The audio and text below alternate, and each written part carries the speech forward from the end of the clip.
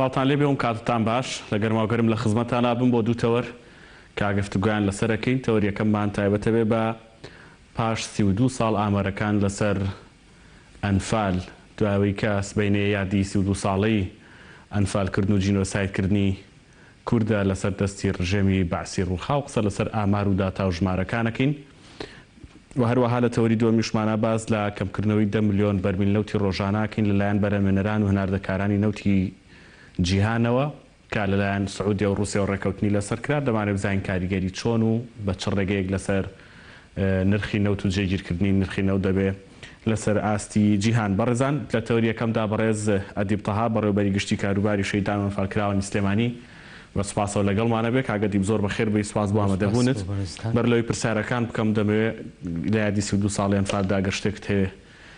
بتەوێت بیڵێیت فەرموو. سپاس بۆ بەڕێستان سپاس بۆ تەلەڤیزیۆنی گەلی کوردستان کە هەمیشە پێشەنگ بووە لە گەیاندنی پەیامەکانی خانەوادەی سەربەرزی شەیدان دەستپێکی وتەکانم سەری ڕێنز و نوازەش دادەنوێنین بۆ سەرجەم شەیدانی کوردستان و جینۆسایدکراوان وەک لای هەمووان ئاشکرا ئێمە ساڵانە ئەو یادانەی کە تایبەتە بە جینۆسایدکردن و شەهیدان ئەوەی کە پەیوەستە تایبەتە بە وەزارەتەکەی ئێمە ئامادەکاریمان هەمووی بۆ کردووە و هەموو پێشهاتەکانی جێبەجێ دەکەین بەڵام ئەو ساڵ بەهۆی بوونی ڤایرۆسی کۆرۆنا و پابەندبوونمان بە ڕێنماییەکانی ئەنجومەنی وەزیران و وەزارەتی تەندروستیەوە زۆر داوای لێبوردن لە خانەوادەی سەربەرزی شەیدان دەکەین کە نەمانتوانی سبەینێ یادێکی شایستە لە مۆنومنتی ئەنفال یاخود لە چەمچەماڵ یاخود لە گەرمیان یادەکە بکەینەوە بۆ یەجاری شێش من داوای لێبوردن لە خانەوادەی سەربەرزی شەیدانەکەم پایامەکەی من ئەوە بۆ یادی 32 ساڵەی ئەنفال. دەست خۆش بە سوپاس بۆ هاتنە دووبارە کاگەدیب لە دوای 32 ساڵ لە ئەنفال ئاماری گەڕانەوەی تەرمەکان هەوڵی گەڕانەوەی ڕووفاتەکان لە کوێدان لە ئێستادا پەیوەندیەکانی نێوان هەرێمی کوردستان و بەغدا بۆ دۆزینەوەی گۆڕە بە کۆمەڵەکان و هێنانەوەی ئەو تەرمانە و ناشتنیان لە هەرێمی کوردستان و لە زێدی خۆیان لە کوێدا ئەوەی کە لای ئێمە کارمان لەسەر کردو وەکو وەزارەتی کاروباری شەیدان و ئەنفالکراوان تا ئێستا بە نزیکەی 2500 ڕووفات گەیەنراوەتەوە کوردستان وەک لای هەمووان و لای خانەوادەی سەربەرزی شەیدانیش ئاشکرایە کە ئەنفال مۆڵکی نەتەوەیەکە مۆڵکی هەمومانە هێناومانێتەوە زێدی خۆیان بەڵام بەداخەوە پرۆسەی هەڵدانەوەی گۆڕە بە کۆمەڵەکان هەروە بە سانا و بە ئاسانی تێناپەڕێ کە بتوانین کاری لەسەر بکەین کۆمەڵە گرفت هەیە کە گرفتەکان لێک نقطەیە چەند خاڵەکە کۆ دەبێتەوە هیچێک لەو خاڵانە ئەوەی کە بەداخەوە ئەو ڕووفاتانەی ئازیزانی ئێمە لە ناوچەیەکی بیابانی فراواندایە لە عێراق کە ئەمە خۆی لە خۆیدا گرفتێکە یەکێک لە گرفتەکانی تر ڕوودانی کارەساتەکە وەکو بارەزت ئاماژەت پێدا 32 ساڵ پێش ئێستا بووە پرۆسەی هەڵدانەوە و بە دوواداچوون بۆ ڕووفاتەکان لە دوای پرۆسەی ئازادی و 2003 دەستی پێکردووە گرفتێکی تر کە ئێمە ئەو بە گرفتێکی سەرەکی ئەزانین تا ئێستا یاسایەک لە عێراقانیە کە پشگیری لەو کەسانە بکە کە شایەتن لەسەر بوونی گۆڕەکوب بە کۆمەڵەکان لەو شوێنانەدا ئێستا ئەوانی کە شایەتن و واقعی حاڵیان بینیوە و زۆر جار پشتیان پێدەبەسترێ بۆ دۆزینەوەی گۆڕە بە کۆمەڵەکان یاسایەک نییە بیان پارێزێ بەڵێ یاسایەک نییە بیان پارێزی ئەترسن ئەم خەڵکانە ئەجای خۆی گرفتەکە لەوەیە یاسا هەیە یاسایەک نییە کە بیان پارێزێ بە پێچەوانە ئەو یاسانەی تر کە هەیە گرفتی تحقیق و لێپێچینەوە و چۆن زانیت و چۆن برد و چیت کرد و چ تەرەفێک بووی لە وەزعای ئەمانە ئەم گرفتانیان بۆ دروستە بێ ئەگەر یاسایەک هەبوایە بیپاراستنایە و پژیری لێ بکردە دڵنیان ئێمە پرۆسەکەمان بە باشتر بەڕێوەچوو گرفتێکی تر تاوان لەوە ترسن لێ پێچینەوە لەگەڵ بکرێ و بە جۆرێک لە جۆرەکان لە تۆمەتبارکردنی خۆیان بەڵێ گرفت باشە ئێمەی کورد هەوڵمان داوە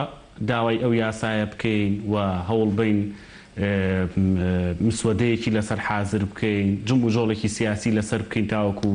قەناعەت بە بەگەلانی عێراق بێنین بە هێز و لایەنە سیاسی عێراقیەکان بە پەرلەمانی عێراقی بێنین کە ئەمە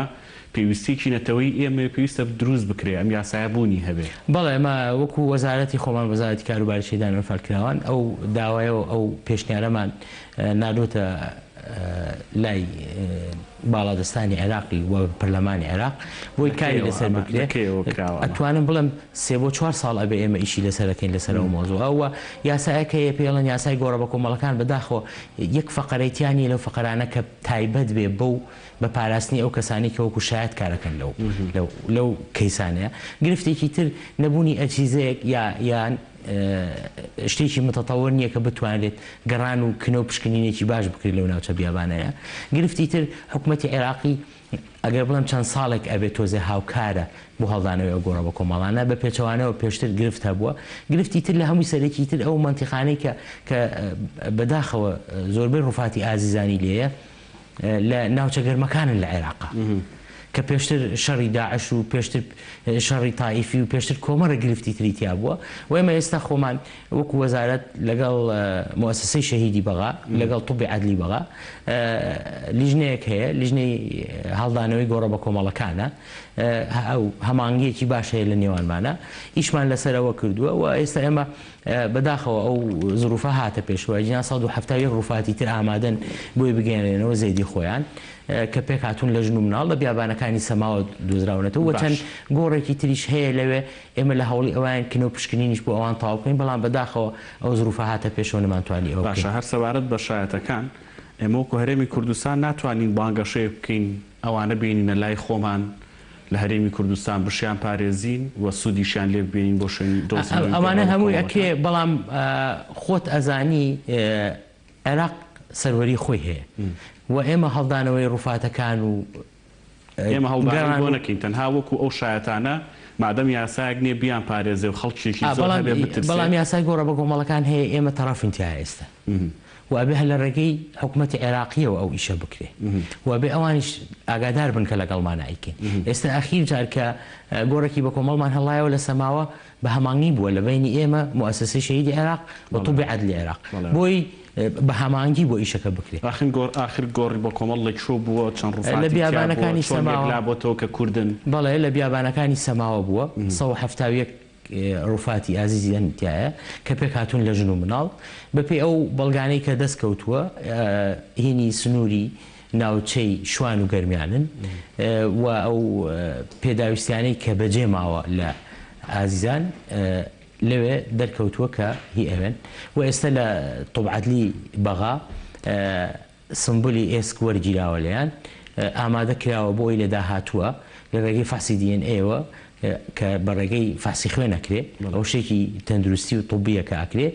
ئامادەمان کردووە بەڵام بەداخەوە ئەو زروفە هاتە پێشێ نەمانتوانی بیانگەڕێنەوە بۆ باش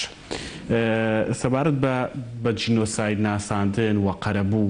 ئەمانە لەگەڵ عێراقدا گەیشتوین بەچی خۆ تاوەکو ئێستا بزانم حکوومەتی عێراقی هیچ قەرەبوویەکی بەکردداری پێشکەش بە کەسوکاریان بە هەرێمی کوردستان نەکردەوە بۆ گۆڕی بە کۆمەڵ و بۆ ئەنفالکراون و ئەمە باسێکی گەرم بۆ لە دوای ساڵی 2023 و تاوەکۆم ساتەوەختە هیچ هەنگاوێکی نوێمان بڕیوە لەم بوارە وەک ئاشکرا لە دوای دروستبوونی دادگای باڵای تاوانەکانی عێراق کۆمەڵە کەیسی گرنگ یەکێک لەو کەیسە گرنگانە کەیسی ئەنفالە کە بە جینۆساید ناسێنرا لەلایەن دادگای باڵای تاوانەکانی عێراقەوە و حکوومەتی عێراقیشی مولزەم کردووە بە قەرەبووکردنەوەی مادی و معنەوی خانەوادەی شەهیدان و ئەنفال کراوان بەڵام بەداخەوە تا ئێستا ئەوە جێبەجێ نەکراوە و ئێمە وەکو وەزارەتی خۆمان لە ڕێگەی حکوومەتی هەرێمەوە چەندین جار ئەو داواکانیانمان گەیانوتە شوێنی خۆی بەڵام تا ئێستا ئەوە جێبەجێ نەکراوە بۆ ئێمە لێرەوە داواکار لە نوێنەرانی عێراق نوێنەرانی کورد لە حکوومەتی عێراق هەوڵی ئەوە بدرێ بۆ قەرەبووکردنەوەی خانەوادەی جینۆساید مبررێک بێەوە گەیشتۆ حکوومەتی عێراقی مبرری چییە کە قەرەبوو ناکاتەوە تا ئێستا نەک مبرری یعنی مەسەن شتێکی ڕسمی بێوکە بەڵام هیچ وەڵامێکی نەبوو بۆ ئەو کەیسانە بۆ خۆشتان ئەزانن ئەو کەیسانەی کە لە دادگای باڵای تاوانەکانی عێراق یەکلایی بووەوە 8 کەیسی زۆر گرنگ یەکلایی بووەتەوە کە تایبەتە بە جینۆساید تایبەتە بە تاوانی دژی مرۆڤایەتی بۆ نمونە ئەنفال بۆ نمونە کیمیاباران بۆ نمونە ئەنفالی بارزانیەکان بۆ نمونە ڕاپەڕینی ساڵی 91 ڕوخانی پشدەر و سەی سادق ئەوانە هەمووی کەیسن کە یەکلایی بوونێتەوە بەڵام بەداخەوە لە دوای 2013ەوە کە دادگای باڵای تاوانەکان بچوو کرایەوە کۆمەڵە کەیسی تری زۆر زەروری تریش هەیە کە ئەبوایە ئیشی لەسەر کراوە بۆ ئەوەی بە یەکلایی بێتەوە لە دەدگای باڵێتانەکان تا ئێستا ئەوەش نەکرەوە بەڵام ئێمە لە ڕێگەی کۆمەڵێک پارێزەرەوە کە ئیشی لەسەرەکەن هەوڵەوەین کە ئەو کەیسانەی تریش هەمانە بە هەمان شێوە ئەوانیش لە ڕێگەی دادگای باڵای تاوانەکانەوە ئیشی لەسەر بکرێن. باش لە کابینەکانی ڕابردوودا بە دیاریکراوی لە کابینی ڕابردوودا وەزیری شەیدان گەرموگوڕێکی خستە ئەوەی کە موچە هاوتا بکرێت لەگەڵ بەغدا و دەستگای شەهیدانی عێراقی بۆ ئەم بابەتە هاتە سەرخەت و دیداری گرنگ ئەنجام دران ئەم هەنگاوانە لەکوێن؟ بەڵێ ئێمە ئەوەی کە ئیشی لەسەر کرا و سەردانەکانی ئێمە بۆ بەغا و سەردانەکانی نوێنەرانی ئەوانیش بۆ هەرێمی کوردستان و بۆ وەزارەت هەموو کۆک بووین لەسەر ئەوەی کە ئەو منحەیەی کە لە عێراق بە چ شێوازەکە لە هەرێمی کوردستانیش بەو شێوازە بێ ئەو منحەیە کە ئەدرێ بە زیندانیانی سیاسی چەندێکە بە هەمان شێوە ئەو منحەیەش لە هەرێمی کوردستان بدرێ و ئێمە سەرجەم داتا و زانیاریەکانی خۆمان کە تایبەتە بە ژمارەی شەیدان و وارسی شەیدان گەیانۆتە شوێنی خۆیان و لەلایەن ئەنجومەنی وەزیرانی عێراق و پەرلەمانی عێراقیش بڕیاری لەسەردا بەڵام بەداخەوە تا ئێستا ئەو وەزارەت موسسەی شەهیدی عێراق و دەستگای زیندانی سیاسی لە بەغا تا ئێستا هیچ وەڵامێکی ئەرەنی نەگەشتۆتەوە بەدەستی ئێمە کە بتوانین ئیشی لەسەر بکەین بەڵام هەوڵی ئێمە هەر بەردەوامە خۆتان نەزانن ئەم کابینێ هەر بە بەردەوامی لیژنەیەک دروست کراوە جارێکی بۆ بەدواداچوون بۆ ئەو کەیسە لە ڕێگەی ئەنجومەنی وەزیرانەوە بە سەرپەرشتی بەڕێز وەزیری شەهیدان و وەزیری کاروباری هەرێم بۆ لە بەغا بۆی هەوڵێکی تازە بدرێتەوە و بە دوواداچوونی کەمان کردووە لەسەر ئەو کەیسە بەڵام ئەو بارە ناهەموارەی کە بەسەر عێراق و هەرێمی کوردستانیش هات بەداخەوە تا ئێستا نەتوانرا جارێکی سەردانی بەغا بکرێتەوە بۆ مەبەستە. باش ئەوەی تایبەتە بە هەرێمی کوردستان یعنی ئێمە لە حکوومەتی هەرێمی کوردستان چی تازەمان پێیە بۆ کەسوکاریان فالکراوان بۆ کەسوکاری شەیدان بۆ زیندانیانی سیاسی ئەمە دۆخێک تازە هاتوتە پێشەوە دۆخی کۆرۆنایە و دۆخی دابەزینی نرخینەوە ئەمانە کاریگەرن بەڵام پلانەکان چی بوون بۆی کە ئەگەر دۆخەکەوانە بۆیە چی دەکرا بۆ ئەم چی نەبوو بۆ ئەم توێژە گرنگی کۆمەلگا لە هەمووی گرنگتر ئەوەی کە باسم کرد دروستکردنی ئەو تیمە نیشتیمانیە کە لە بینی ئێمە و موسسەی شەهیدان و طوبی عەدلیا دروست بووە هەوڵدان وەگەڕان و کنە و پشکنین بۆ دۆزینەوەی ڕووفاتی ئازیزان وەگەیاندنەوەیان بۆ هەرێمی کوردستان بەداخەوە ئەوەی کە ئێمە ئیشمان لەسەر کرد وەکو ئاماژەم 570 ڕووفات ئامادەیە بۆی بگەڕێنەوە بۆ هەرێمی کوردستان نەتوانرا بەهۆیەوە بکرێت و چەند گۆڕێکی کەش هەیە هەر لەو سنوورەکە دۆزراونەتەوە لی ئامادەکاری کراوە دەرخستی تایبەتی بۆ کراوە لیژنەی پێکهێنراوە بۆ ئەم ببەستە و تیمی تایبەتی ئێمە هەیە تیمی تایبەتی موسسەی شەهید و ئەوەیە هەماهەنگین ئێستا خۆشبەختانە مەجالەکە زیاترە فراوانترە دەستکراوەترین بۆ ئەوی بچین بگەڕێن بە دوای کنە و پشکنین بۆ ڕووفاتی ئازیزان بەڵام بەداخەوە ئەو زروفا هاتوۆتە پێشێ ئەولەوێتی وەزارەتی ئێمە وەکو هەموو ساڵێک ئێمە ساڵانە ئەولەوێت و دراسی خۆمانەکەین لەسەرەوە مۆزوعانە ئەوەی کە پەیوەستە بە ئێمە داواکاریمانە لە ئەنجومەنی وەزیران لە حکوومەتی هەرێم بۆ پێداویستەکانی خانەوادەی سەربەرزی شەیدان و جینۆسایت کراوان کە خۆی ئەبینێتەوە پێش هەموو شتێ لە منحەکە لە دیاری هاوسەرگیری بۆ کوڕان و کچانی شەهیدان پارەی تەندروستی و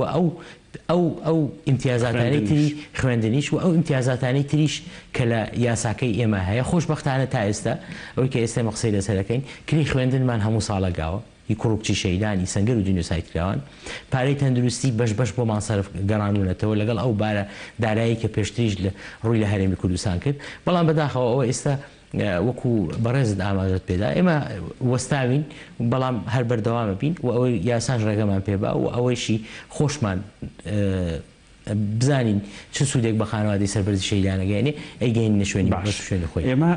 لە کوردستان چیمان کردو بۆی داتا و ئاماری دروست هەم لەسەر ژمارەی بێسەر و شوێنان و ژمارەی ئەنفالکراوان و جینۆسایت کراوان لە هەرێمی کوردستان بزانین و هەم لەسەر چیرۆکەکانی ئەنفال بزانین بەڕاستی چیرۆکی گەورە و کاریگەر هەیە کە هێشتا پێی پێنەبراوەیان زۆر بە ساکاری و بە سادەیی باسکراوە ئەمانە ئێمە چۆن زیندویەکەینەوە چۆن دەیگۆڕین بۆ چیرۆکێکی نێودەوڵەتی کە کاریگەری هەبێ چکۆ لە ڕووی نێودەوڵەتیشەوە هێشتا گرفتمان هەیە لە بە جینۆساید ناساندن و ئەو معاناتەمان هێشتا هەر تەواو نەبووە خۆی ئەوەی لە هەمووی گرنگتر کە باسمان کرد کە بەڕێزت باس کرد ناساندنی ئەو کەیسەیە بە جیهان ئێمە وەکو وەزارەت وەکو بەڕێوەبەراتی گشتی شەهیدانی سلێمانی بە بەردەوامی لە هەوڵی ئەوەیە و خۆشبەختانە ئەوەی کە تا ئێستا ئیشی لەسەر کراوە دەرچوونی بڕیاری دادگای باڵای تاوانەکانی عێراق بووە لەسەر کەیسی بە جینۆساید ناساندن.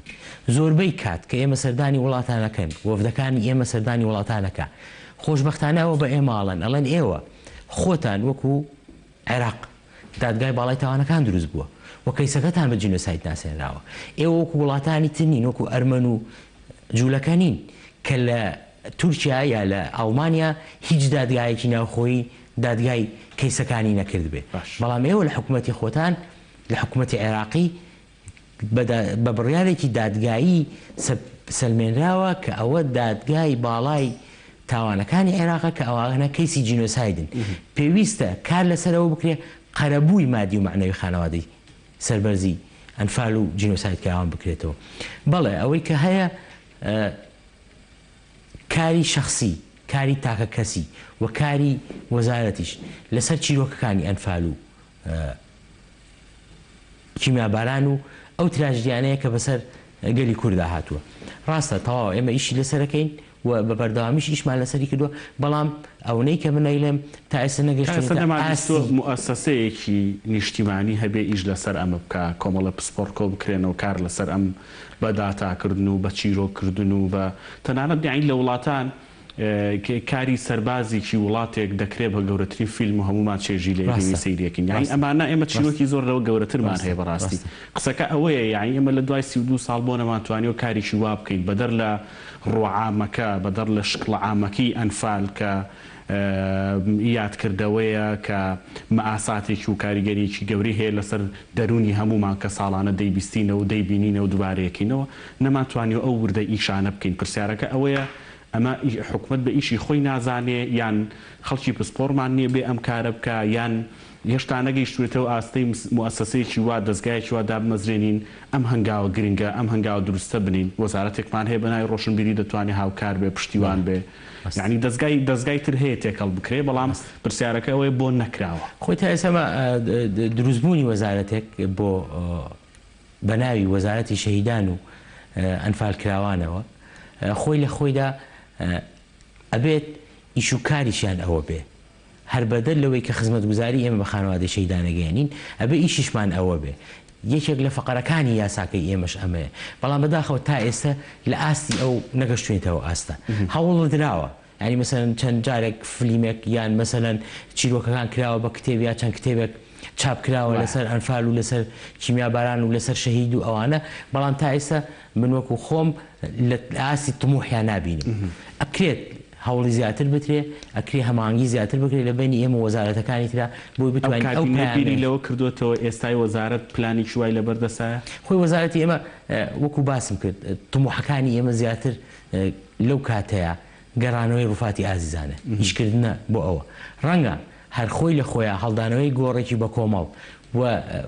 و تەسویرکردنی و دۆکۆمنتکردنی خۆی لە خۆیان پەیامێک بێ وەکو ئەو فلیمەی کە بەڕێزت باسەکەی بیگەێنە جیهان کە ئەوە بۆ نمونە هەڵدانەوەی ئەو گۆڕێکی ئێستا باس کراوە 171 ژن و مناڵی تایە. ئەگەر ئەوە فلیمێک بکرێ فلیمێکی دۆکومنتاری و پیشان بدرێت بۆ خۆی لە خۆیان فلیمێکە کە پەیامەکە ئەگەیەنێ کە کەلی کورد بە چمە ئاساتێک و بە چ کاریگەریەک گەشتۆتەوە حاڵەتی کە ئێستا ئەژیتایە. زۆر باشە کاک ئەدیب وەکوتت یادێکی گەورە و وەکو ئەوی کە ساڵانی ڕابردوو هەبوو بێ بۆ ئەنفال بۆ یادی ئەنفال ناکرێتەوە بەڵام ئەو کاتی کە ئێستا ماوە دەمێ بڵێ مادەم یاد ناکرێتەوە و مادەم ساڵانەش وەزارەت بۆ خۆی پەیامێکی هەبووە لە یادی ئەنفالدا وەزارەتی شەیدان و ئەنفالکراوان هەمیدە پەیامێکی هەبووە و ئامانجێکی دیاری کردووە بۆ کارکردنی بۆ ئایندەی. پەیامی سەرەکی و ئامانجی سەرەکی ئەم ساڵ بۆ چواردەی چواری داهاتوو چییە لەلایەن وەزارەتەوە؟ من جارێکی ئایلێمەوە ئێمە کارکردنمانە لەسەر هەڵدانەوەی گۆڕە بە کۆمەڵەکان پەیامی ئێمە خزمەتکردنی خانەوادەی سەربەرزی شەهیدانە پەیامی ئێمە پژگیریمانە لە داواکاریەکانی خانەوادەی سەربەرزی شەهیدان پەیامی ئێمە لەگەڵ هەموو ئەو داواکاری و پێشنیاریان کە دەکرێت لەمان لەلایەن خانەوادەی سەربەرزی شەیدانەوە پامی ئێمە هەموو ئەو داواکارانەی کە لە بەڕێزان وەکو ڕاگەاندنەکانی وەکو ئێوە داوامان لێ دەکەن جێبەجێکەین بۆ خانەوادەی سەربەرزی شەیدان جاریشی منەڵم داوا لێبوردنیان لێکەین کە نەمانتوانی ئەو مەراسیمە بکەین نەمانتوانی لەو مانگەیە کە ئەبوایە لە مانگی چوارە ڕووفاتی ئازیزانمان بگەیەنایەتەوە کوردستان جارێکی ئینشاءڵڵا ئەگەر دەرفەت هەبێ ئەتوانین ئەوەش بکەین و بەردەوام میشێبین لەسەر ئەو کارانەی کە بە پێی یاسا و ڕێنمایەکان کاری لەسەر دەکەین. باشە کاک ئەدیب یەک پرسیاری تر کە ئێستا لە سەردەمی کۆرۆنا داین و ڕەنگە ماڵباتی ئەنفال شەهید بە جینۆساید کراوان بە گشتی لە کوردستان زیندانیان بوونی هەبێ پێویستی بە هاوکاری بوو بێ وەزارەت هیچ کاریشی کردو بۆ ئەمە هیچ داتا و ئامارێکی کۆ کردوتەوە ڕۆچۆتە نێو ژیانی ئەو خێزانانی کە وارس و کەسوکاری شەهید و ئەنفال کرا و چیمیا باران بزانێت چ پێویستیەکەیە بۆیان پڕ بکاتەوە لەم دۆخەدا لەو کاتە و لەو دۆخی کە بەڕێزت باسەکەی ئێمە وەکو وەزارەتی شەهیدان تەنها و تەنها ئامادەکاریەکانی ئێمە پێدانی من حەکەیە لەو کاتەیە بەڵام هەچ لایەنێک هەچ ڕێکخراوێک هەچ کەسێک کە پێویستی بە داتایەک هەبێ داوا لە ئێمە بکە ئێمە داتامان گەیانوتە شوێنی خۆی و زۆر شوێنیش هاوکاری و ئامادەی دەڕوڕیەوە بۆ خزمەتکردنی خانەوادەی سەربەرزی شەیدان واتە خەڵک هەبووە داوا بکە و دەستگا هەبووە بەڵێ ئێمە داتاکان و زانیاریەکانی خۆمان گەیانوتە شوێنی زۆر باشم و سپاس دەکەم بەڕێز زەدیقتەها بەڕێوەبەری گشتی کاروباری شەیدان و ئەنفال کراوانی سلێمانی سپاس کە بەشدار بووی دووبارە سەر ڕێز و نەوازش بۆ جانی پاکی شەیدانی کوردستان بە گشتی و ئەنفال کراوان بە تایبەتی کە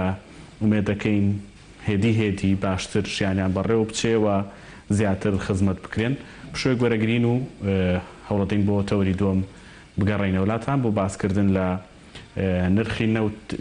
لە ڕووی جیهانیەوە و هەوڵەکانی کەمکردنەوەی بەرەمێنان و هەناردەکردنی نەوت و کاریگەری لەسەر نرخ و جێگیرکردنی وزە لە جیهاندا. سپاس بۆ پارێز دەست خۆش بێ.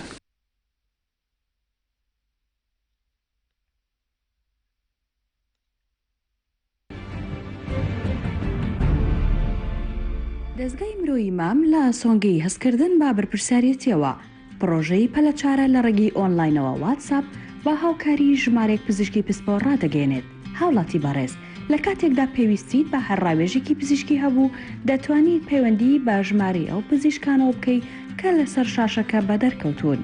ڕۆژانە کاژمێرنەوەی بەیانی تاوەکو چواری ئێوارە ئەم خزمەتگوزاریە پێشکەش دەکات.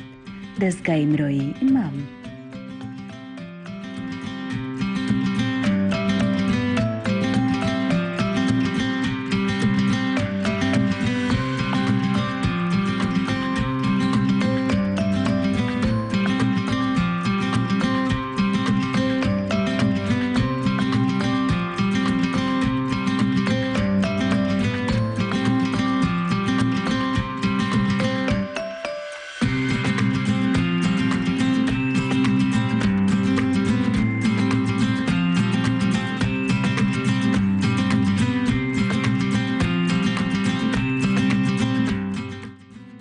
هاوڵاتی بەڕێز لە کاتێکدا پێویستیت بە هەرڕاوێژێکی پزیشکی هەبوو دەتوانیت پەیوەندی بە ژمارەی ئەو پزیشکانەوە بکەیت کە لەسەر شاشەکە بە دەرکەوتون.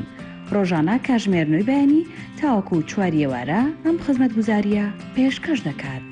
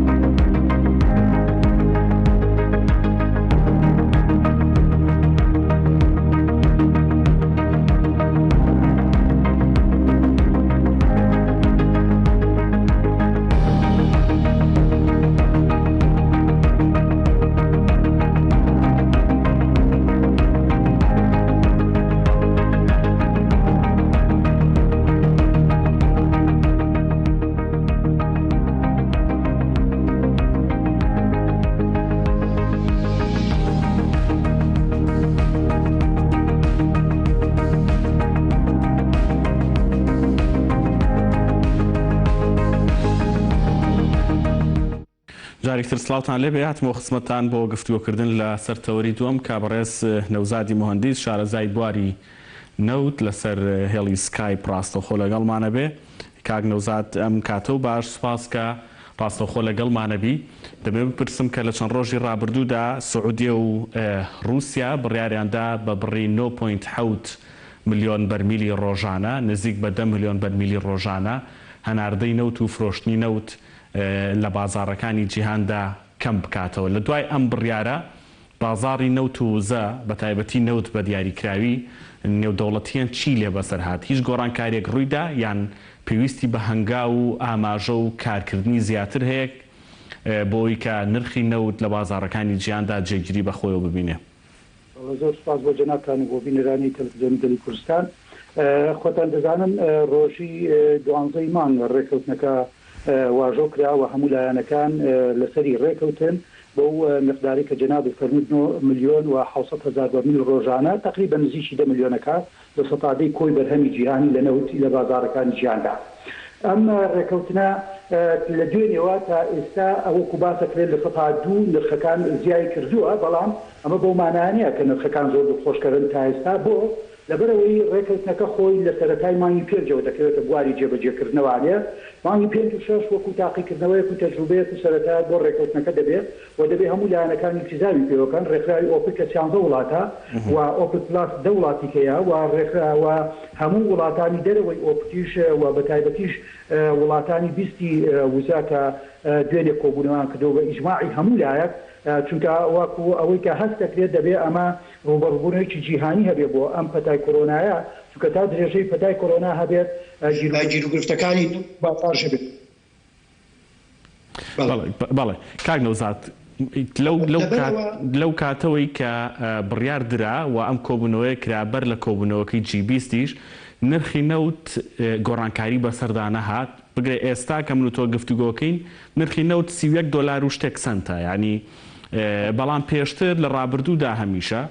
بە تویتێک یان بە هەنگاوێکی لەم جۆرە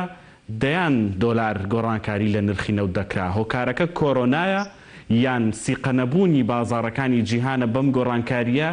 یان تەداخل نەکردنی ئەمریکایە لە دۆخەکە؟ نخێر خۆی دەبێت ئەو ڕاستیانە ڕوون بکەینەوە. یاک خۆتان دەزانن دەبواە ئەم ڕێکەوتنا کە دوێنێ کراوە 12 مانگ دەبواە 6 بکرا، یعنی پێش تقریبا مانگێک و 6 ڕۆژ بکرایە. ئەوە بوو نەگەیشتە ڕێکەوتن لەوە کێشەکان و ویلایەتەکانی سعودی رووسیا زۆر تون بوو و رووسیا ڕازی نەبوو بەوەی کە بڕی بەرهەمەکەی خۆی کەم کاتەوە بەم بڕی کە ئێستا سعودیە داوای کردووە. بۆیە پێش ئەو وەختانەش و لە ماوەی ئەم مانگ و 6 ڕۆژەشدا بازاڕەکانی نەوتی جیهانی وەکو دەڵێن پڕە لە نەوت و نەوتێکی فائز هەیە لە بازاردا و نرخ بەرز نابێتەوانێت تا ئەو کەمیەتی لە بازاردا هەیە بەرەو کەمبوونەوە نەچێ. بۆیە ئەمانیش ئەم فرسەتیان جارێکیدا بە هەموو وڵاتان تا نهایەتی ئەم مانگە، یعنی 11 ڕۆژی کە بۆ نهایەتی مانگی 4 بازار هەروە دەبێت و نرخ زۆر بەرز نابێتەوانێ، چونکە کڕیارەکان لەلایەکەوە کەمە و عەرزیش زۆرە لە بازاردا. خۆتان نزانن کە کڕیار نەبوو و عەرزیش زۆر بوو عادەتەن نرخ دادەبەزێ و دەوەستێت لە شوێنی خۆیان. بەڵام لە دوای مانگی 5 و لە سەرەتای مانگی 5ەوە هەموو ئەو وڵاتانی کە ڕێکەوتن و تەوفیقیان کردووە دەبێت بڕی کەمبوونەوە جێبەجێ بکەن. کاتێک کە ئەم ڕەکەم بۆوانێت دەبێت چاوەڕێ بکەین و چاوەڕوانی مەسەلەن مانگێک 2 مانگ 3 مانگیش بکەین تا فائز لە بازاردا نامێنێ و هێواش نرخەکان بەرز دەبنەوە. چونکە خۆتان دەزانن لەلایەکەوە ئەمریکا وەکو یەکەم وڵاتی گەورەی هەم بەرهەمهێنەر هەم بەکاربەر لەم فترەیە وەکو فرسەتی دۆزیوەتەوانەیە مەخزوونی خۆی پڕ کردووە و بە نرخێکی هەرزان دەستی خست و ئێستا پێویستی بە نەوت کڕین نییە لە بازاڕەکاندا. بەڵام کاتێک مەخزوونی ئەمریکا دابەزی و مەخزوونی وڵاتانی هێز دابەزی هەم دز دەکەونەوە کڕینی نەوت و هێواش نرخەکان بەرز دەبێتەوە. کۆرۆناش بۆ خۆی هۆکارێکی سەرەکی بۆ دابەزینی خانە هەمومان دەزانین ئەگەر وەزعەکانی کۆرۆنا بەم شێوەیە درێژە کێشیە و ڕکودی پیشەسازی و اقتصادی لە دنیا بەردەوامی هەبێت بە دڵنیایی نرخەکان زۆر بە هێواشی سەردەکەونەوانی و خۆی کە جەنابەت فەرموو بە توێک $10 زیای کردووە. نەخێت ئێستا تەسەوورەکەم بە 10 توێتیش ئینجا $5 $6 زیاد بکە بۆ خۆشیان ڕاهەنگانەوە. بە ئەم ڕاستیە بڵێین ئەم ڕێکەوتنە دەبێتە هەم 3 هۆکار. یەک لەوانە مەخزومی ستراتیژی وڵاتانی زلهێز ڕادەگرێت بۆ ئەوی بگاتە ئاستی نزمترین ئاف. دوو ڕێگە دەگرێت لەوەی کە ئیدیاری تەواوی نرخەکان بێتە خوار $20 و $15 ئەم ڕێکەوتنا ئەمە ڕادەگرێت لە حدودی مەسەلەن تەکساس ئەمڕۆ بە $22 بووە و برنج بە $32 بووە. ئەمە کۆڵێن هاوسەنجیەکە. سێ وتویانە ئەم ڕێکەوت لە مەودای نزیکی 6 مانگە نابێتە بۆی ڕاگررتنی هاوسەنجی لە بازارەکانی نەوتا، بەڵکو وەکو دەڵێن وەزعەکان ڕادەگرێت لەم حەدەی کە ئێستا هەیە. ئەی کاک نەوزاد ئەوانەی کە پشتی تەواو بە نەوت دەبەستن دەبێت چاوەڕێ بکەن 2020 یعنی کاریگەری گەورەی لەسەریان دەبێ و ئابوورەکان خراپ دەبێ. حتمما خۆی ئەم ڕێکەوتناش کاکا وەکو ئاشکرا کراوە تا مانگی 5 2022 دەخایەنێ بۆش کەواتە ساڵێک و تقریبان تۆ بڵێ 2 ساڵی ڕێک ئێمە لە بەردەمی ئەم قەیرانی ئەزمەیەی و خۆشتان دەزانن هەموو زانا و تێژەرەکانی بواری پزیشکی و کۆرۆنا حتمما هەمویان ئەویان وا کردووە لە سەرەتای ساڵی 2021 یا مانگی 6 2021 ئەو ڤاکسینە دژە کۆرۆنایە بە تەواوەتی سەر دەکەوێت دەدۆزێتەوە دەخرێتە بازارەوە، کەواتە زۆر ئاسایی تا ساڵی داهاتوو بەڕێی من و بە پێشبینیەکان و خوا بکەم پێشبینیەکانی ئێمە هەڵە بێ و زووتر کۆرۆنا لە کۆڵمان بێتەوە، لە کۆڵ ژیان بێتەوە، لە کۆڵ پرۆڤایدی بێتەوە بۆ ژیان ئاسایی بێتەوە. ئەگەر ژیان ئاسایی نەبێتەوانێ بە دڵنیایی لانی کەم تا ساڵێکی کە ئینعاشی بازاری نەوت نابێ و سعر بەرز نابێتەوە بۆ شێوەی کە هەمومان چاوەڕوانیەکەی بگاتەوە $65 و $70. من وەکو خۆم وەکو چاودێرێک وەکو بە دوواداچوونێکی بوارەکە و پسپۆڕێک لەو بوارەیە تەسەور ناکەم بە ئاسانی تا ساڵێکی کە سعرەکان بگاتەوە $6 تەسەورەکەم بگاتە $40 45 بۆ $50 زۆر احتیمالی هەیە، بەڵام لەوە زیاتر بڕوان ناکەم تا ئەو کاتی پەتاکەی کۆرۆنا بە تەواوەتی کۆتایی پێدێ. باشە کاک نەوزاد با باسی چیرۆکێکی تر بکەین، ڕووداوێکی تر بکەین لە سەرەتای دروستبوونی کۆرۆنا هەتا کۆم ساتی کە من و تۆژەم بەرنامەیە دەکەین بە لێکەوتە بە خوێندنەوە بۆ لێکەوتە ئابوورەکانی کۆرۆناش، یعنی هەمیشە سیناریۆی دروستکراو یان چەکی بایۆلۆجی کۆرۆنا سیناریۆیەکی مەفتوح و کراوە بۆ هەر ڕۆژە و پەڕێکی بۆ زیاد کراوە یان هەر ڕۆژە و پەڕێکی لە دەرهێنراوە بە کاریگەریەکی لەسەر ئابووری جیهان. ئەگەر خوێندنەوەیکی خێرا بکەین بڵین چێ لە دروستبوونی کۆرۆنا و دابەزینی نرخی نەوت سوودی بینی تۆڵی چی؟ من وەکو هەموو ئەوەی کە باسیەکەی بە وڵاتانی ڕێکخراوی ئۆپێک و ئۆپێک پلاس و دەرەوەی ئۆپکیش بە ئەمریکا کە دوێنێ و ئەوانە بە گەرمی هاتۆتە سەرخەت بۆ لەبەر ئەوەی ئەگەر نرخی نەوت لە بازارەکانە بێتە خوار $20 و $15 ئەوانەیە هەموو کۆمپانیا نەوتەکانی ئەمریکا لا على التعین هەمووی ئیفلاسەکە لەبەرەوەی نەوتی بەردی لە ئەمریکایە نرخی بەرهەمێنان یەک بەرمیل نەوت لە $50 و $55 تێدەچێت. جا ئەگەر نرخی بازار بێتە سەر $20 و $25 بەڕاستیوان ئیفلاسەکەن. هەر بۆیەش بۆ معلوماتی جنابتان بینەرانیش ئەمریکا زۆری پێباش سعری نەوتی ئاسایی لە خوار $50 بێت بۆ ئەوەی ئیسفاتی خۆی زۆر تێدا بوو، بەڵام کەزانی سعرەکان زۆر لە دەست دەرەچێەوە لە کۆنتترۆڵا نەماوە هەڵپەی پێکەوە بە زۆر بە گەرمی و ڕۆژدا ئەمڕۆ ئێستا جۆم لە پرسکۆنفراسی سەرۆکتران بوو کە زۆر پێ خۆشحاڵی خۆی دەربڕی بە ڕێکەوتنەکە و لە 102 بەو تویتێ بۆ مخابلاتانی ئەو سیعرتۆزە فەرقی کردووە بۆیە ئەمریکا بۆ خۆشی چیانەکەێنێ بۆ چینیش وەکو زلهێزێکی دنیا وەکو ئەوەی کەوا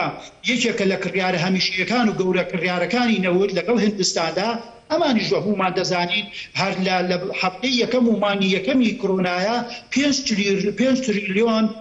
دۆلار ئەو زیانی بەرکەوتووە لە ڕووی گەشت و گوزارەوە لە ڕووی پیشەسازیەوە لە هەموو ڕۆکانی ژیانەوە لە سینا. بۆیە ئەو کەسانی کە ئەو وڵاتانەی کەوا ڕۆڵیان هەیە لە بەرزبوونەوەی نرخی نەوتە بریتین لە کڕیارە گەورەکان چێت؟ چینە، هندستانە، یابانە، کۆریای باشوورە بۆ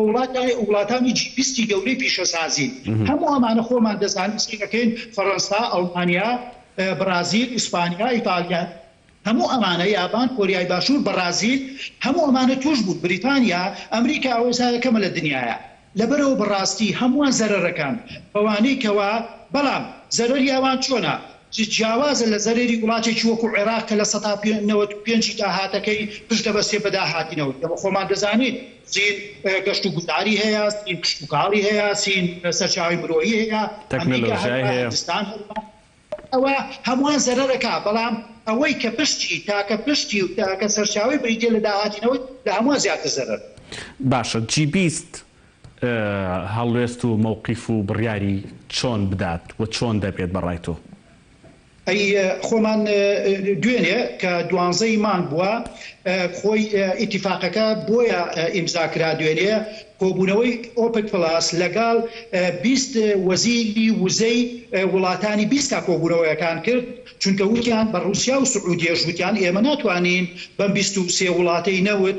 ڕوبەڕووی ئەم قەیرانە ببینەوە، دەبێت ئێوەش هاوکارمان بن. طبعاً تا دوێنێش تا پێش ڕێکەوتنەکەی 12 مانگ مەکسیک وەکو وڵاتێکی دەرەوەی ئۆپک پلاس ڕازی نەبوو کەوا بچێتاوی ئیتیفاقیەوە و 400,000 بەرمیلیان بۆ دانابوو کابێ ڕۆژانە کەمی بکاتەوە لە بەرەمێنان، وتی من ناتوانم لە بەرەوەی من لە ساڵی 2018 بڕێکی زۆر خەرچی کردووە لە گەشەپێدان و هەستانەوەی ژێرخانی کەرتی نەوتیەکەم بۆ ئەوەی بڕی نەوتم زیاد بکە. ئێستا ئێوە کەم یەکەنەوە من ئەو ئیتیفاقە جێبەجێ ناکەم، بە هەر حاڵ لە ژێر کوشار و فشاری ئەمریکا و ڕێکەوتنە وتی بەسەرچاو من ڕازیم 100,000 بەرمیل کەمکەمەوە نەک 400,000 بەرمیل بەم شێوەیە ئیتیفاقەکە هاتۆ. یعنی ئیتیفاقەکە و ڕێکەوتنەکە کارێکی ئاسان نەبووە کاکە ئارام، بۆیە بەڕاستی قرس بووە و چەند ڕۆژ کۆبوونەوە بووە 6-4 کرا نەکرا کرا نۆی مان کرا جێبەجێ بوو کەوتە 12 مانگ ڕێکەوتنەکە. بۆیە بەڕاستی هەمووان لە خەمی ئەویان کە داهاتیان زیاد بکاتەوانەیە و نەوت یەکێکە لە سەرچاوە سەرچەکانی داهاتی زۆربەی وڵاتەکە. باشە کاک نەوزاد، ئەمەوێ لەسەر بابەتی وزەی نێودەوڵەتی بەگشتی و ئەو قەیران و ڕوودا و بەردەوامانەی کە چەند ساڵ جارێک کاریگەری لەسەر نرخی نەوت و وزە دروست دەکا لە ڕووی نێودەوڵەتیەوە گۆڕانکاریەک لە سیستمی وزە، سیستمی ئابووری، مەنیجمنت ئیدارەدانی وزە گۆڕانکاریەک دەبینی یان هەر هەمان عەقڵیەت و هەمان ئیدارەی پێشووەکە ئیدارەی کەرتی وزە و نەوت و یاریکردن بە نرخەکان دەکا لە بازاڕەکانی جیانە؟ واتە دەر زۆر گیراوە بە تایبەتی ئەگەر وردی کەینەوە بۆ وڵاتانی عەرەبی و عێراق و هەرێمی کوردستان توانیمانە ئیدارەیەکی جیاواز و بیرکردنەوەیەکی جیاواز بەرامبەر بە داهاتەکان و بە تایبەتی نەوت بکەینەوە، کاری لەسەر بکەین؟ بەڵێ خۆی وەکو جەنابتان دەزانن بەڕاستی ئەم پەتای کۆرۆنایە یەکێک لە باشیەکانی کە سەر ڕای هەمووی ئەوەی کە خراپە و مەترسیە و تۆقێنەرە و بکوژە و هەموو ئەوانە هەندێ باشی هەبوو. یەک لەوانە ئەو خاڵەیە کە جەنابت باست کرد دەبێ هەموو دنیا بەس هێزەکانەوە لە پێش هەمووانەوانێ ئەو دواتر وڵاتانی وەکوڵەی نامی و پێشکەوت و تازە گەشەکردو هەموو ئەوانە بەسەر پلانیانە بەسەر عەقلیانە بەسەر بۆچوون و دیدەکانیانە بچنەوانێ لە ڕووی سیاسی لە ڕووی ئابووری لە بوور ئەمریەوە، چونکە هەموو دنیا بەیەکەوە پەیوەستە. نەخۆشیەک هەمومانی گرتوێتەوە، پەتایەک هەمومانی گرتوێتەوە، پێویست بۆشەکە هەمومان بیر بکەینەوە بەیەکەوە و دابنیشی لەسەر بێزی گفتوگۆ. باسی وڵاتانی عێراق وڵاتانی عەربی مەکە، لەبەرەوەی ئەوان هەمیشە پاشکۆی وڵاتانی زلهێز بوون و خۆشتان دەستێن وڵاتانی زلهێز تەحەکوم بە بازاری نەوتەوەکان بە سیاسەتی و بازاری ئابووری دەکەن و بە تایبەتیش کۆمپانیا گەورە زلهێزەکان کارتێ لە گەورەکانی اقتصادیەمان گەورە بینن لە پلاندانان لە دنیا بۆ ڕوبەڕووبوونەوەی ئەوانە. بۆ بەڕاستی سەرۆکی چین ئەگەر جەنابتان بزانن وتی دنیای پێش کۆرۆنا لە پاش کۆرۆنا زۆر جیاواز دەبێت. خۆشتان دەزانن ئێستا ململانەیەکی تووتی ئابووری سەربازی سیاسی لە بین ئەمریکا چینە هەیە و چینی ئێستەکانە هەوڵ دەدا پێگەی خۆی بەهێز بکە و بێتە پلەی یەکەم و جێگە بە ئەمریکا لەق بکە. ئەوە ڕووسیای بەجێ گەشتەوە بە هەموو دڵنیاک و بە هەموو پێوەرە دنیایەکان لە ڕووی سیاسی و لە ڕووی ئابووریەوانە. بۆیە ئێستا ئەمریکا لە جێگەی یاخود لە سەنگەری مقاومەتایە بەرامبەر سین بۆ ئەوەی پێگەی ڕابەرایەتی جیهان لەدەست نەدا. بەڵام مەحاڵە من لە مەقالێکان نووسی و ماملبلانەکانی چین ئەمریکا دنیا دەباتە قۆناغێکی پێوە و قۆناغەکەش پڕمەترسیە لەبەر ئەوەی ئەم ملبلانەی چین ئەمریکا ملبلانەیەکی سەربازی ڕووتی کلاسیک نییە کەوا هێز سەربازی و تۆپباران و سروری یەکوزەوی یەکتری داچێتن، بەڵکو وەکو هەموو پێشبینیەکان دەڵێن سەرکەوتن بۆ ئەو لایەنەیە کە خاوەنی ئابووریکی بەهێز بێ و خاوەنی تەکنۆلۆژیایەکی بەهێز و پێشکەوتوو بێ. جالێرە ئێستا ئەمریکا وسین